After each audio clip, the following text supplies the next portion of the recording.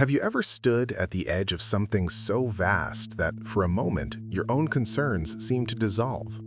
Perhaps it was a coastline where the water met the sky without interruption, or a mountain range receding into blue distance. In those moments, something shifts. We feel smaller, yes, but also strangely more alive, more connected to something beyond ourselves. I find myself returning to a particular painting when I think about this experience. It was created more than 2 centuries ago by the German Romantic artist Caspar David Friedrich. He called it Monk by the Sea. The composition is startling in its simplicity.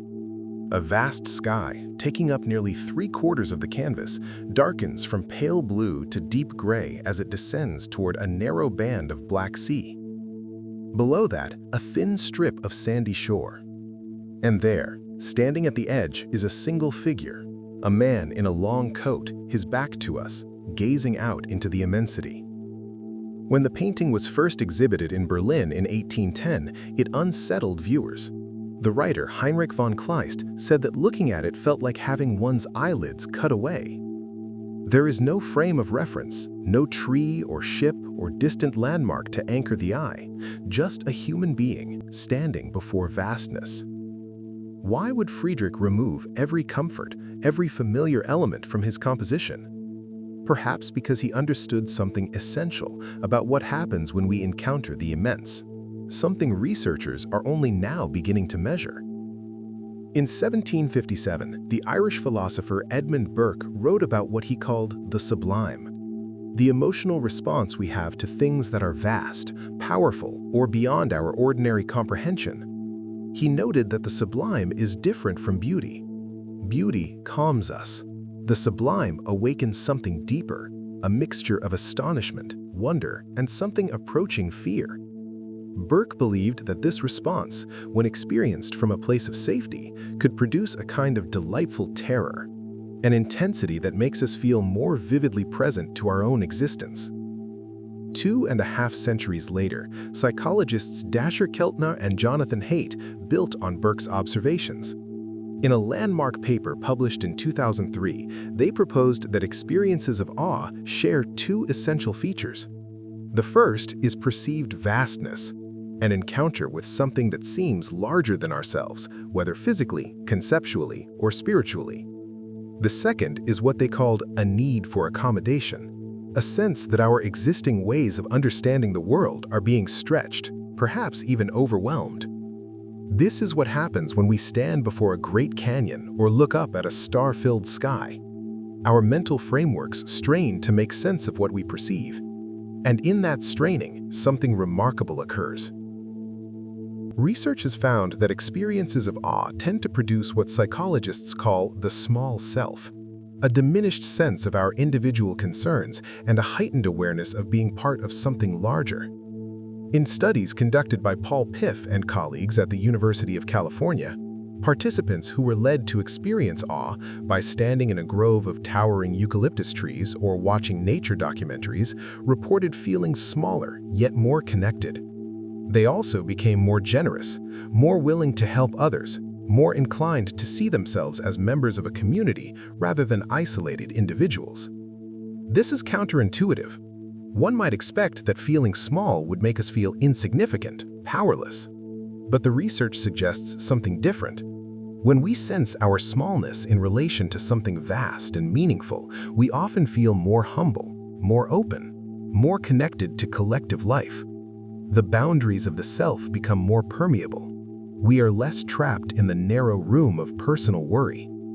Perhaps this is why cultures around the world have created spaces designed to evoke awe. Cathedrals with soaring ceilings, temples set against mountain backdrops, ceremonial gatherings under open sky. These are not merely aesthetic choices. They are invitations to a particular kind of experience, one that seems to recalibrate our sense of what matters. There is also a temporal dimension to awe. Studies have found that when people feel awe, their perception of time slows. The hurried sense of scarcity that so often characterizes modern life loosens its grip. In the presence of vastness, we have, paradoxically, more time. Or at least we feel that we do. This expanded sense of time, in turn, has been associated with greater patience, greater willingness to savor the present moment, and reduced anxiety. One summer night in August 2011 still returns to me clearly. I was in a small apartment in Queens, New York, the first night after leaving the place I had called home for more than 30 years.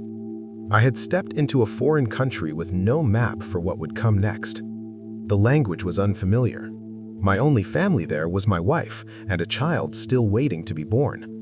I didn't know where we would live, who we would meet, or how life would unfold. The uncertainty was unsettling, yet filled with quiet anticipation. That sleepless night felt like standing at the edge of something immense, much like the lone figure in Friedrich's painting, facing the vastness ahead.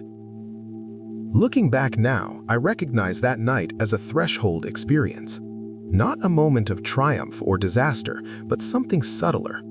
A confrontation with the unknown that asked me to let go of who I had been and remain open to who I might become. The vastness I faced was not a landscape, but a future. And like the monk by the sea, I had no choice but to stand there and wait. I wonder now if that night taught me something I could not have learned any other way. That uncertainty, however uncomfortable, is also a form of vastness, and that standing before it, rather than fleeing from it, can be a source of unexpected strength. So what does it mean to stand before vastness? Burke and the Romantic philosophers understood it as an encounter with the sublime, a force that awakens us from the slumber of ordinary perception. Keltner and Haidt described it as the emotion of awe, characterized by perceived vastness and a need to accommodate new understanding. Researchers like Piff have shown us that awe produces the small self, a quieting of individual concerns and an opening toward connection. And Friedrich, in his spare and haunting painting, gave us an image that still speaks across centuries, a human figure, alone at the edge, facing what cannot be fully comprehended. Perhaps the invitation is not to seek out the sublime only in extraordinary landscapes, but to recognize that vastness can appear anywhere, in a sleepless night of uncertainty, in the face of a loved one, in the slow passage of ordinary time. The small self need not wait for a mountaintop. It is available whenever we pause long enough to sense how much lies beyond the boundaries of what we know. The monk still stands at the edge. The sea still stretches toward an invisible horizon. And somewhere, perhaps today, someone else is standing before their own vastness, uncertain, awake, quietly waiting to see what emerges from the gray.